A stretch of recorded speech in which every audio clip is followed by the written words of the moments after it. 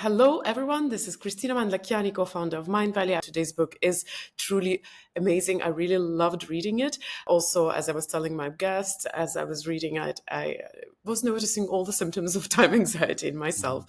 I think it is a very relatable problem that we're going to talk about. And also, the book tackles it from quite unexpected angles. And you can trust me because I've been in the industry for such a long time. I know everything that's being said out there about almost any topic. My guest today is Chris Guillebeau. Welcome, Chris, to Mind Valley stage. Well, it's not stage, but to Mind Valley audience. Thank you. Thank you for having me to the stage. I'm very excited. We're going to talk about Chris's latest book, Time Anxiety. Chris, if you have a book, you're welcome to show it. Unfortunately, I I do have do a not book. have. I have it right here. Great, yes.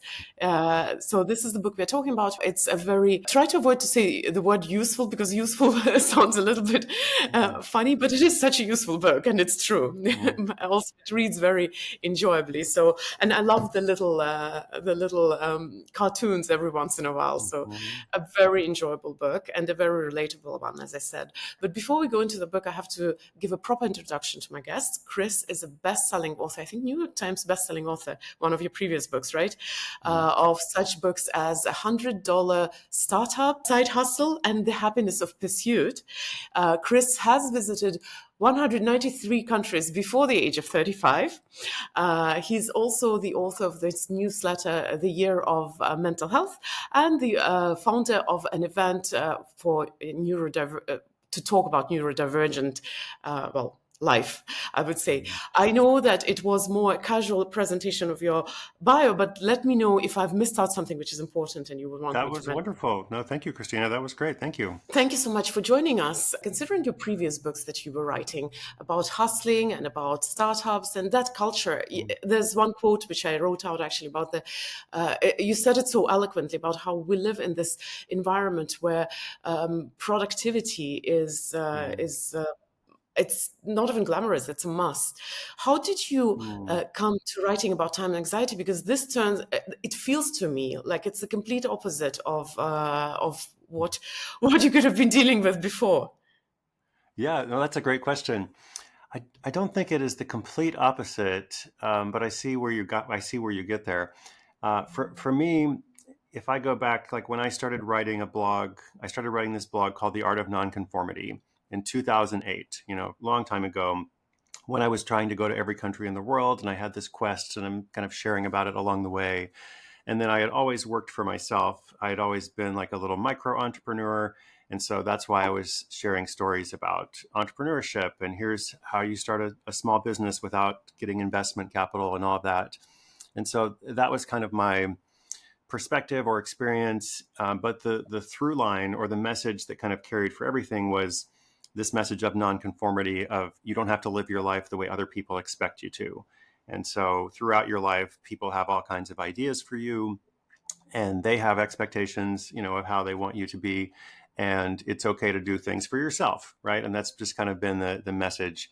Or another way to put it is there is another way. Like throughout everything in life, with education, with career, with relationships, with spirituality, like all your experiences, there is the way that you have been taught and the way that other people have modeled for you, your parents, other authority figures.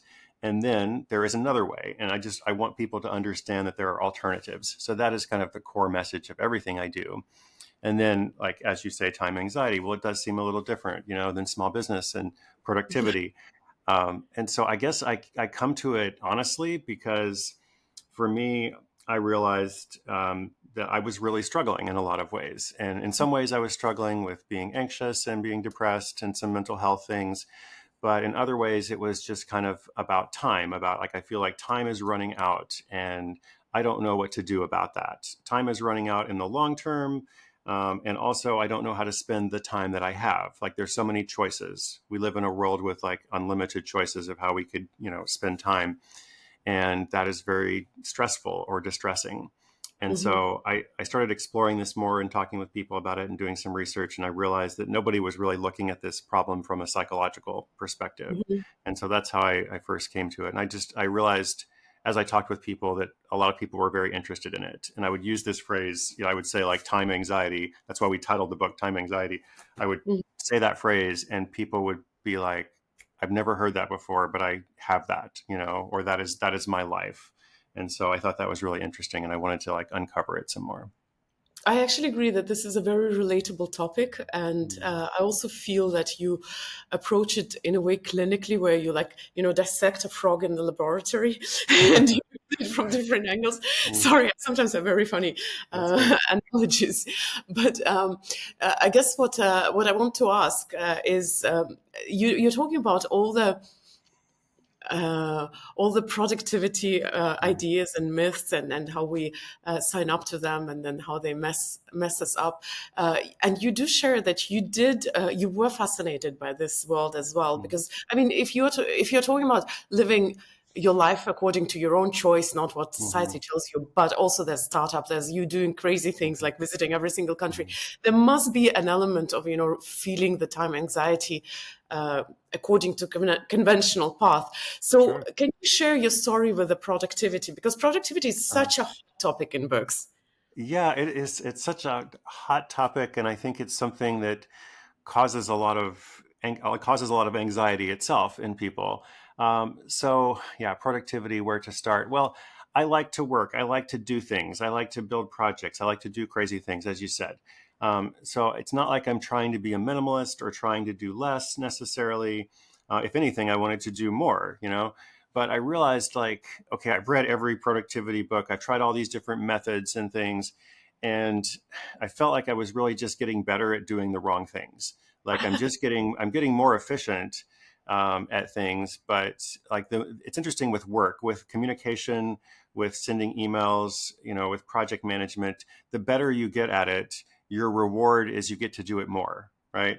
Like especially if you have a traditional job and you work at a company, you get better at doing your job. Your reward is okay. Now you can do more of it. Nobody ever says now you can do less.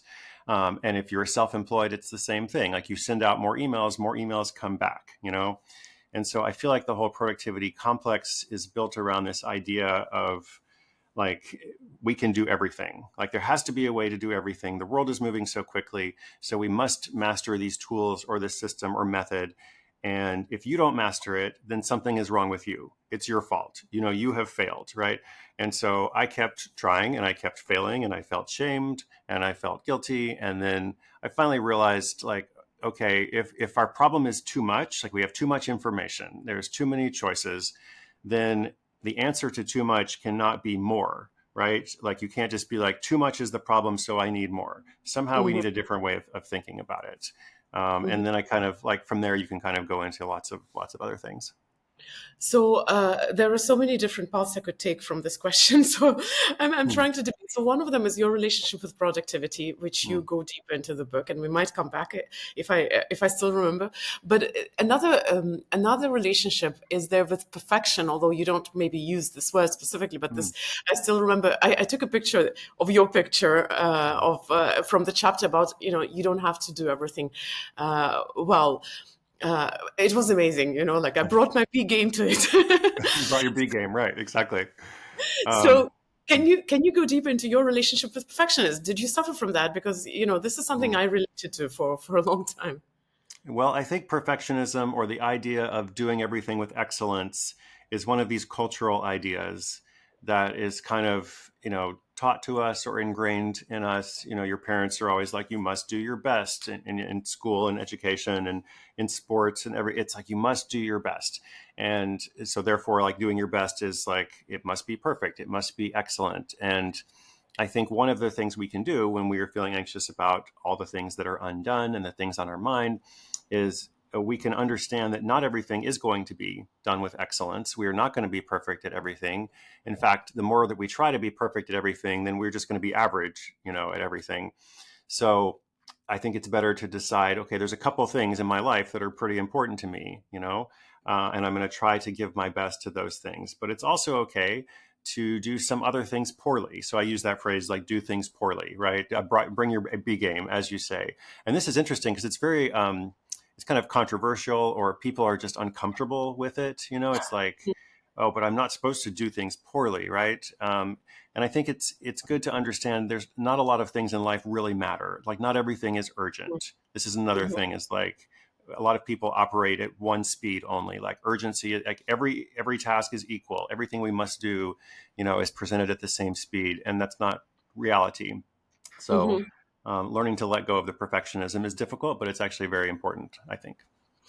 Yeah, I agree. And the question, that I wanted to go back to is well, actually, I've written quite a few questions because I was reading. I was wondering if you could go deep into that. So, how does productivity relate to the time anxiety? Where does this connection come from? Because I know in your book you Mm, talk about the myths of productivity that we have learned and that you sure. suggest we can learn.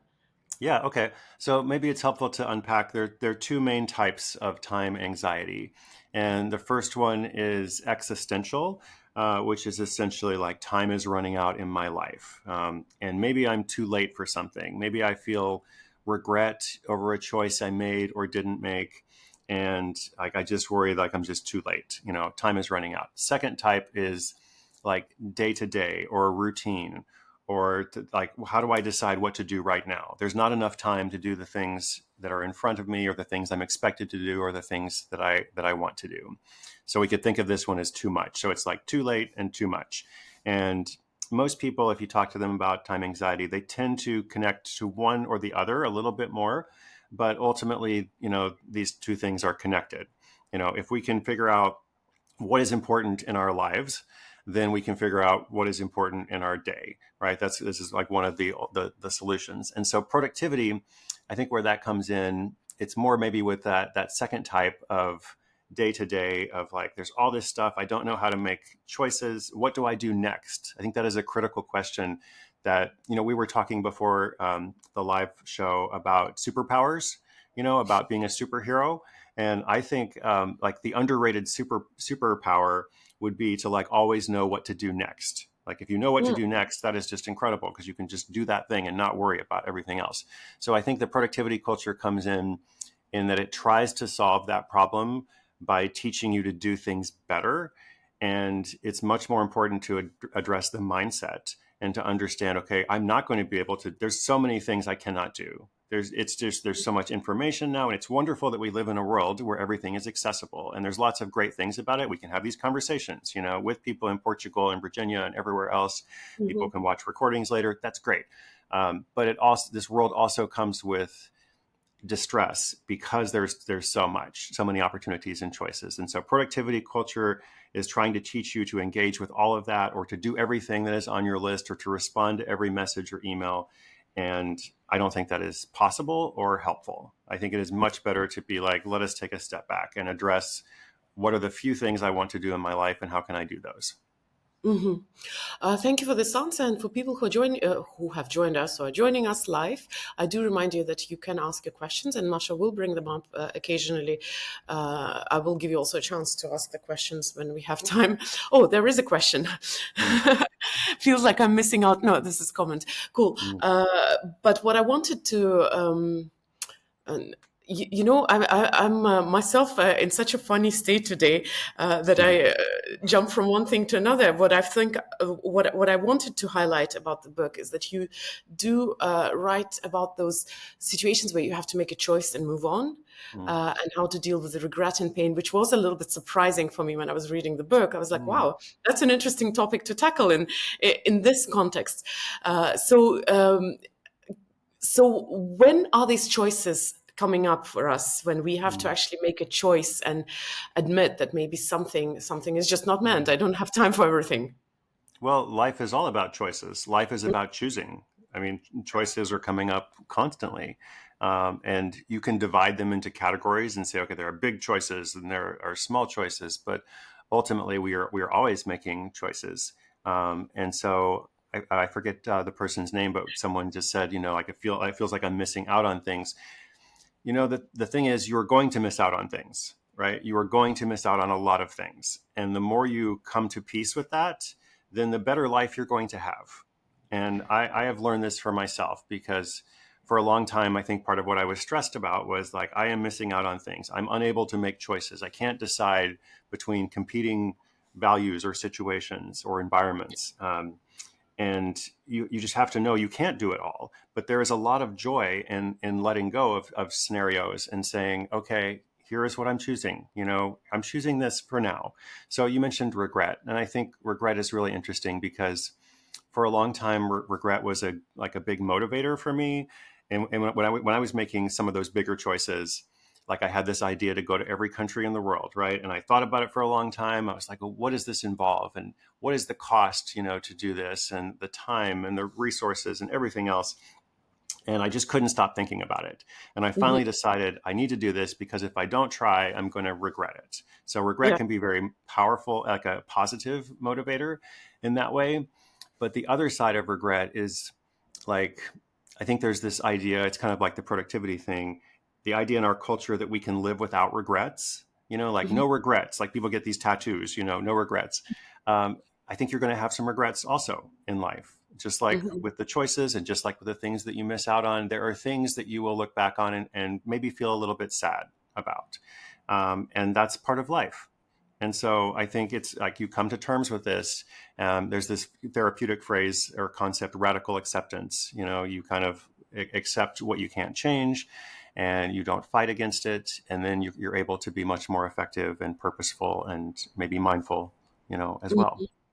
So, for those of you who are thinking about reading this book, it's a long journey. It does start with very practical, everyday, easy things Mm, like the myths of productivity and how to de-stress. But it does take a turn into a very philosophical realm, and mhm, and talks about well, better life, and mhm, for lack of better expression. So and the finality of life, which I think is a mhm, very interesting topic. Um, so yeah, as you were talking, I was realizing that I have so many thoughts as I'm listening to you that I'm also mhm. almost incapable of making the choice which way to go and which way to let go, and where not to go. But I guess what I want to ask is so you talk about time anxiety from two aspects. One of them is existential, where you realize that the time is not infinite; it's going to end. And the other one is the day to day. How much are they connected? Because you say some people relate to one more than the other, and this idea of that you're going to die. Everyone is going to die. I'm going to die Mhm, at some point, and that kind of impacts how you live your day-to-day mhm. life. How relevant it is for a regular human being who maybe doesn't have the existential anxiety. It Oh, is I a think scary place to go to. That's why I'm yeah. asking it. Yeah, no, it's a great question. I think so. I have this manifesto in the book about like, here's some things that are very Yeah. simple that will help you. I like how you described it as useful. Thank you for saying that. I think that is a great word. I think more books should be useful, like that is a wonderful aspirational quality to aim for when writing a book. So something useful is, I think for everyone, if you think about death, it sounds like this really negative kind of scary thing, but thinking about death can help you live better. And as you already pointed out a little bit, like there are two ways to think about death, and one is this very distant way or passive way, which is like everyone dies, and this is intellectually true. Everyone dies, but it's not very personal. And Mhm. so the other personal way is like, I will die, right? Everyone dies someday. Someday I will die.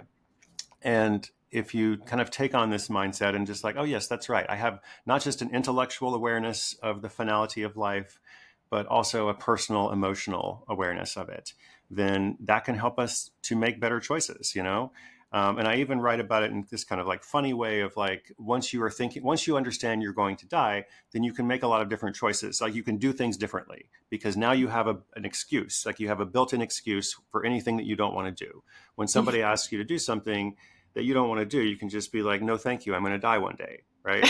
You know, and I have all these examples, it's like, do you want to hop on a call? It's like, I can't hop on a call because my life is short, or like, will you stop everything that you're already doing? Will you drop your Yeah. projects and your priorities and come and help me with this thing that I need?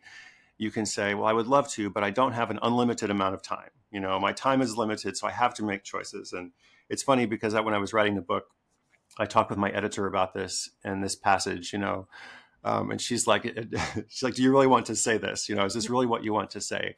And I was like, it absolutely is. It is definitely what I want to say. And obviously you have to take your own words to it and think about how, how it applies to your life. But if people think about death, then it is going to help them live better, I believe. Yeah. Uh, I think, yes, you just mentioned that I called your book useful and it's good, but I think it is a compliment because the book is also it's a enjoyable read. You know, not every useful book is an enjoyable read, and there That's is true. enough. Yeah, there is enough humor for you to actually take it lightly. So Mhm. I warmly recommend. I do want to look at some of the questions that I prepared as I was reading the book because I was like, oh my God, I have to ask this. Um, Yes, I wanted. I'm sorry, I'm coming back to productivity, but I'll Mhm. probably explain why. The thing is that productivity is such a milking cow, When- Right. It's great. and that's why I'd like to stick here a little bit. Uh, I was wondering what was some of the bad productivity advice which actually contributes to you feeling Mm. more anxious. Okay, very good question. I think probably the worst productivity advice is it may be the idea that there is a like a formula or a routine, or there are these things that you need to do and I need to do and every person needs to do them the same way, and you must have this morning routine, for example, and you have like there's 17 steps in your morning routine, and you have to like write in your journal for an hour before you like all these kinds of things. Like all of these habits, there's nothing wrong with them. They can be helpful. They can also be useful. But also each person is different. And I'm writing for a lot of people who are neurodivergent or maybe have ADHD, not exclusively, other people also. But Hmm. because I have ADHD, I know that a lot of these habits don't always work for me.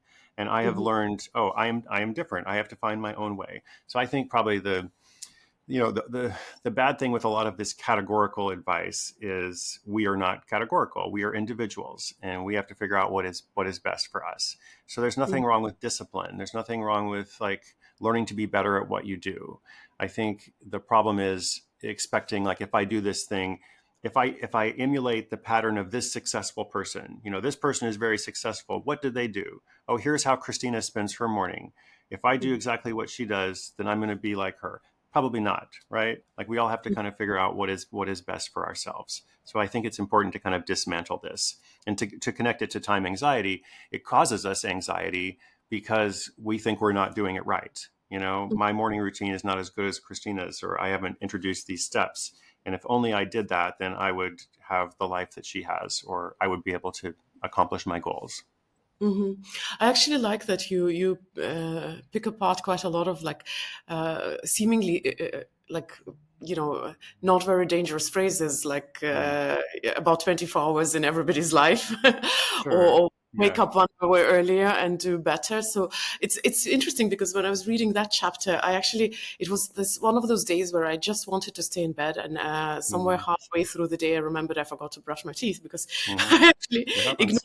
ignored of my ritual, all of my rituals. Mm, But I think what I related to the most was this idea that you don't have to live for your rituals. Your rituals are mhm, there for you to mhm, feel better about whatever you're doing.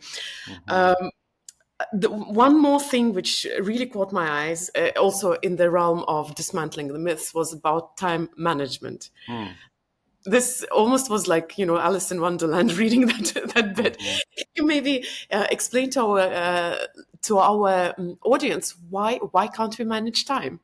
Well, because time exists without us. Time is not something we can like put in a box and say, "Here's time. I need you to do this. I'm managing you," right? So time is an independent force, and we can't slow it down. I think if you could really manage time, and maybe we should back up first and say like time management is this huge industry, and there are like thousands of books on Amazon or anywhere else. It's like there are time management speakers and time management programs, and it's all designed around a concept that is basically impossible because time exists, independently. And so what I always tell people when they like argue with that, it's like, okay, if you could really be in control of time, and a lot of these like methods and books, they use these phrases like control time and like dominate time and like master it, like all these very like masculine energy phrases. If you could really do all of those things to time, what would you do? Wouldn't you be like, time, stop? Like let's stop time for a while. I need time to just pause. I need the world to stop so that I can catch up, right? I want time to stop so I can sleep as long as I need to sleep. I want a day in which nobody else is doing anything so I can have time. Like these are the kinds of things we would do if we could really control time. But obviously we can't do that. So time management is a fallacy. It's something, it's a fantasy. And it's a powerful fantasy. Like we would love to have complete control over everything, but that's not how it works, right? So we're going to be better off when we accept that. So that concept of time management, does it also contribute to your feeling of anxiety? A hundred percent. Absolutely. Yeah. Because time continues to pass. Time continues to pass no matter what, right? Mhm. And so that is really stressful. It's stressful because we're trying to hold on to it. We're trying to capture it, to manage it, right? And to conquer it. And it's not that you have to just let go of everything. This is why it's a little bit of a two-part concept. You have Yeah. to let go of control because you can't control time. But when you do that, then you realize like, oh, there is some time that I have, right? Like there's not enough time for everything. There's not enough time to live my life and do all the things that I want to do. So that's sad on one hand. On the other hand, well, there's still time right now. Like there is time. You and I are having this chat. Like we have this moment. We have the rest of the day. Hopefully, we have more days to come. Hmm. There is still time, so that is hopeful. So ultimately it's just like why thinking about death, it can be negative, or it can be very stressful to think about death, or it can be relieving and releasing. And so I think the same thing with time. Once you understand, okay, there's not enough time for everything, but there's some time for some things, and that's exciting. Like there's some things we can do. So, not to give a wrong impression to people, I'm just very curious about, all those myths and looking at things which we're so used to that we take them for granted, but from a new perspective to see how they're actually not always supportive and not maybe always good for us. But of course, the second and the third part of the book, so I got stuck a little bit in the first one. they do they do give an alternative to to the productivity and the perfectionism and the time management. So, could you maybe walk us through a little bit, because I know it's bulk of your book where you actually tell what to do, but a little bit, what is the right way? How where do we have to aim to stop being so anxious about time passing? Okay, let's start with something very very practical, Yeah. um, because as you said, there's some philosophy in the book, but I try to be more practical. So, a very simple thing that anyone can do right now is just to start paying attention to how you spend your time, and you just start noticing. And you don't have to like put it in a spreadsheet or a time log. You just kind of pay attention, like how are you spending your time throughout the day, and how does it feel, and what is giving you energy, and what is taking energy from you. And as you do this, I think you're going to start making some decisions differently. Like even without doing anything else, if you notice how you spend your time, then most likely you're going to spend it a little bit differently. And as part of that, you can also ask, like, what do I want more of in my life? And what do I want less of in my life? As you're interacting with people, you can be like, do I want to be closer to this person or further from this person and situation, right? And this just kind of helps you. Like this is noticing, it's intentionality, it's mindfulness, but it's meant to be like practical, practical mindfulness. I think that is a good start. And then from there, there's lots of other tools about understanding rules of engagement, like how do Mm. we spend our time? How can we create some default behaviors? For a lot of us, our default behavior is like I don't know what to do right now, so I'm going to pick up my phone and like watch videos. And then Hmm. that's okay sometimes. Like I don't want to shame people because I watch videos and scroll too. But still, it's nice to have some other default behaviors of like things we can do when we have unscheduled time. How do we spend that time? Maybe there's some creative project, that we can do. Maybe there's something like tactile or physical. We talked about granny hobbies very briefly before we Yes. started this chat, like grandmother hobbies, like sewing or knitting or baking. Those things can be very helpful. Hmm. Um, just kind of filling up different patterns of behavior so that you have some alternatives. So I actually did note granny hobbies also in my notes because I wanted to go a little deeper. It was a very maybe that an interesting revelation, although we kind of know because I guess I love puzzles, for example, also. Mhm. sorts Yeah. of things to exercise my brain. And I know how when you're doing that, time kind of stops and you're in the flow and Yes. everything. Uh, and these are the kind of things which we forget when we grow up, mostly because Hmm. we don't have time for that. So I noted granny hobbies in my list because you in your book you go deeper into explaining why Hmm. such like detailed Hmm. in this place activities are good for you. Could you maybe Hmm. elaborate? So for those of you who haven't read the book, this book is very scientifically based. So, which of course, Hmm. obviously, I love very much. It's not just Chris's personal experience. It's actually, it gives you a deeper look into what's going on. Hmm. Yeah, thank you for saying that. So, granny hobbies, it's like grandmother hobbies, and it's not meant to be just grandmother. It's like it could be grandfather, it could be any age, right? But we tend to think of certain hobbies, as things that our grandmother used to do. And when I think about my grandma, she used to knit, she used to work in her garden, she used to have all these puzzles also. So there's like a lot of evidence that shows that these types of hobbies that are low stress, they're low stakes. Like it's not a big deal with the puzzle. With baking, if you mess something up, you can bake again, right? A lot of things in our life, we feel like we have like high stakes. Like, oh, I can't mess up this book. I can't mess up this project or this meeting. I feel anxious.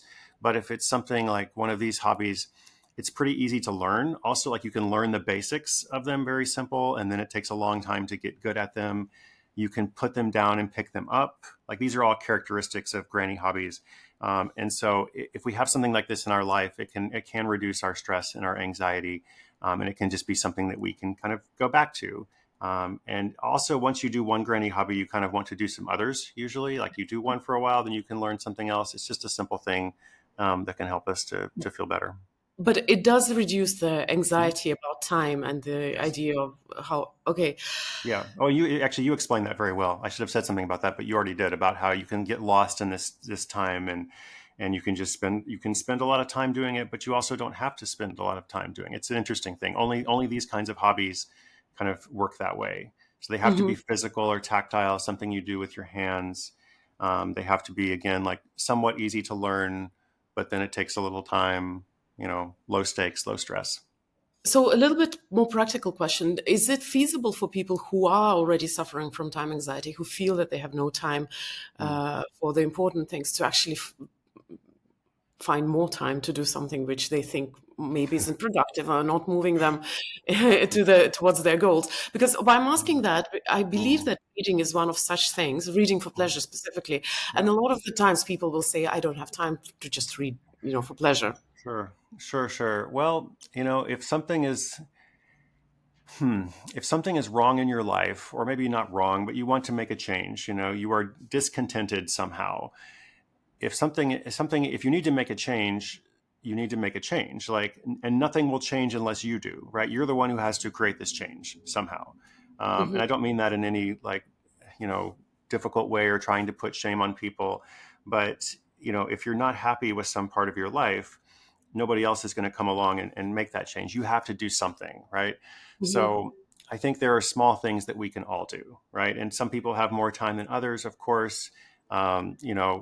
Like you mentioned this quote about we all have the same 24 hours in a day. I really don't like that quote because I people have know. all sorts of responsibilities, and people are parents, and people are caregivers looking after elderly parents, and people have different incomes and resources and such. So I want to acknowledge that.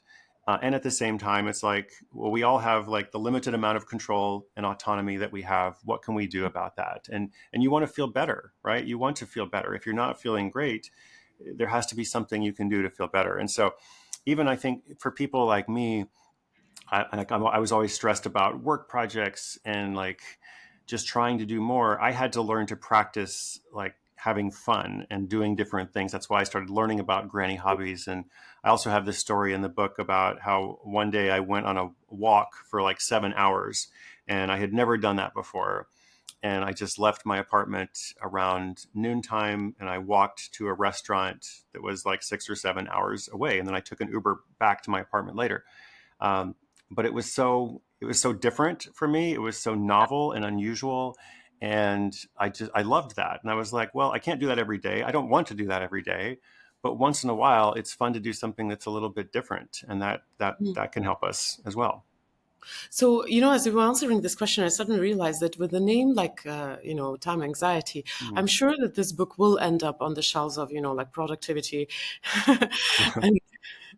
and, and people Sure. who want to manage their time better. Uh-huh. Aren't they in for a huge surprise? Because, yeah, you do talk about uh, how to I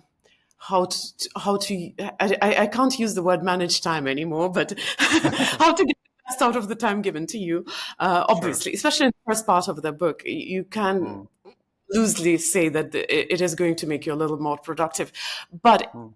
ultimately it does talk about being a little bit more at peace with the time that you Mm-hmm. have, which is Mm-hmm. life at large. So what do you think, how the people who get this book, who want to just manage much more in their life, isn't that going to be a little bit of a shocker for them? And what would you say to this kind of people? Well, I hope it's pretty clear that the problem I'm trying to deal with is one of anxiety, and the solution is one of relief or peace. I think that is mostly what we want. We want to be at peace. We want to be aligned. We want to be integrated. And none of that means that we have to stop working or we have to stop doing things. Like I like to do things. I want to work on things. I get up in the morning. I'm like, what am I going to do today? Oh, I'm excited about this project.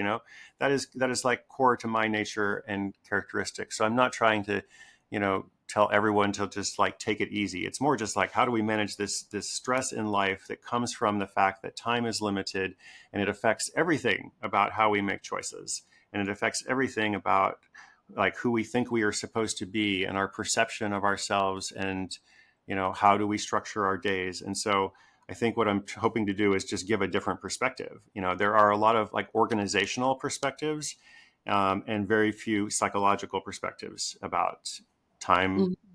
Whether you want to, you can even call it time management. It's fine. I'm not trying to necessarily get people to change the words they use. I want to get them to think differently and live differently. Well, for the purpose of this conversation, I can at least remember the the interesting concept.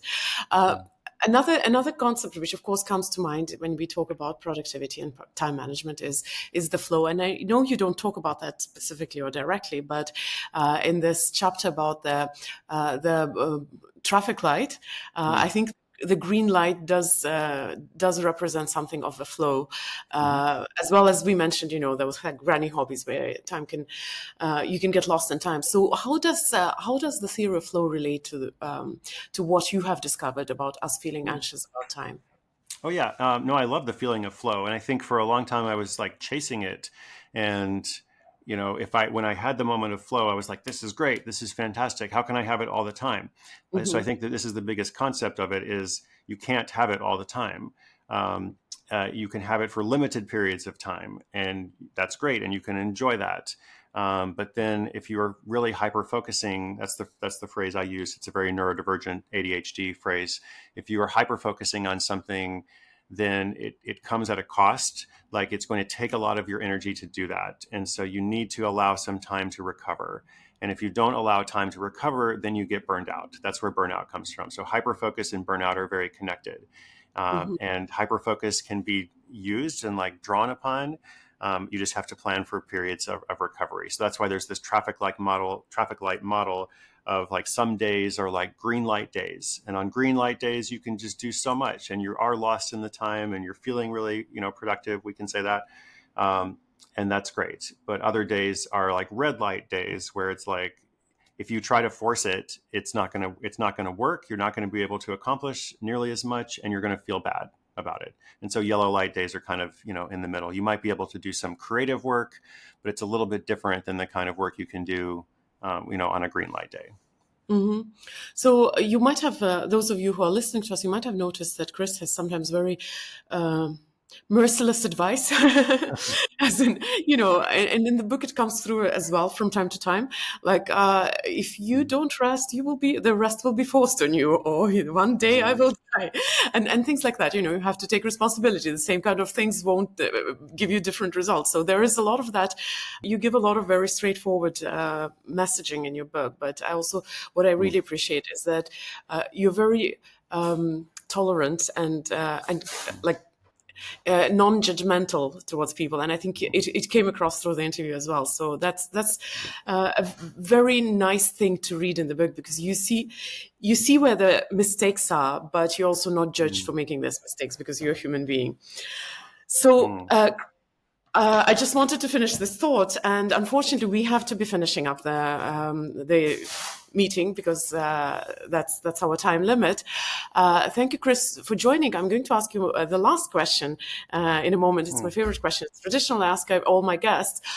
For those of you who are live with us, thank you for joining, and thank you for leaving your comments and your mm, questions. Thank you for joining live, because the live audience is always appreciated. But those who are watching online, also great thanks for following us. mm, And the last question to Chris, while you guys are welcome to leave your traditional hearts to my guest, is how would you like your book to mm. change the world? This book. I know you've already been changing world with Wow. other books. But this book. Wow. Okay, this is a great question. No one has ever asked me this question. I want to think about it and give you a proper answer. Um, so first of all, I want to say thank you for having me for this wonderful conversation, and thanks for everybody who's watching and anybody who watches later. It's funny you said I was merciless. Um, um, I'm glad you qualified it, and also you're like it's merciless, but he's also merciful, maybe both. Um, I guess like I said in the beginning, I come to this study honestly. I come to it through my own struggle and through my own experience. And life is not easy, right? Life is not easy, and it is hard, and it's also beautiful. It's like life is dark and beautiful, right? So how do I want it to change the world? So I think we mentioned briefly about how like there's not enough time, and this is the central problem of our lives. Like there's not enough time for everything that we want to do, but there is still time right now. And so I want people to have a sense of urgency around the time that we have, and how can we live that to the fullest and really embrace purpose and connect with people and embrace relationships and contribute to something in life, and also to feel a certain ease about that and to understand, again, there's a lot of things that we won't be able to do, and that's okay. Once we understand that, then we can live life fully and purposefully and be at peace. Thank you so much. I think it's a beautiful message, and thank you for this book. I hope it has as much Mm, success as your previous books, and or even more, because I think mm, it is a very important message in the contemporary world. And I know you mentioned a few times that you're neurodivergent, and of course, you had these experiences. mm, But I mean, it is a book for everyone, and mm, relatable to everyone. I think we mm, all, at some sooner or later, discover that time is not endless, as much as we'd like to mm, live forever, and as for much as I sure. would like to keep talking. We have to finish this session. Thank you so much, Chris, for joining. It was a wonderful conversation and a wonderful read. If you haven't gotten the book, do get yourself a book. You are going Mm, to enjoy it, and I said several times it's useful, but you're going to enjoy it because mm. Chris has this amazing style where he's kind, tolerant, and funny, and even the And scary, merciless all at once. even the most merciless ideas.